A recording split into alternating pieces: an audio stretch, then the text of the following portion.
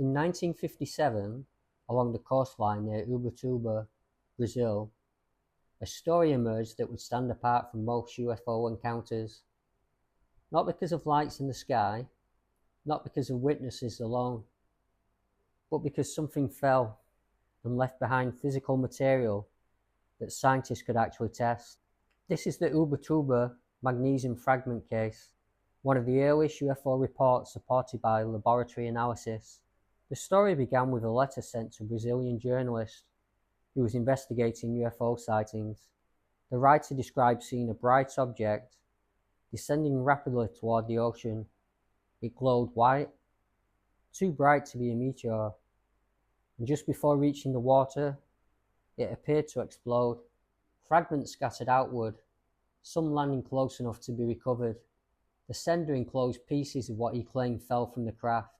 What arrived in the newsroom were metallic shards, lightweight, silver, and unusually pure. At first, they were dismissed as scrap or industrial waste, but when the fragments were sent for scientific analysis, the results surprised everyone. The material was almost pure magnesium, refined far beyond the industrial capability commonly available in the 1950s. The structure was odd, the purity exceptional, the manufacturing method unknown. Brazilian laboratories confirmed that the magnesium samples contained no impurities normally found in commercially produced metal, not even microscopic traces. Further tests by US research institutions reached similar conclusions. These fragments were not manufactured in any known process at that time, but despite the scientific interest, one problem remained. No one could verify who the original witness was. The letter's author never came forward. When material reaches the lab, but the witness disappears, what part of the story do we trust? Skeptics suggested the fragments might have been crafted as part of an experimental metallurgy project or sourced from specialized industry, but no company, no research group, and no military program ever identified the material as their own.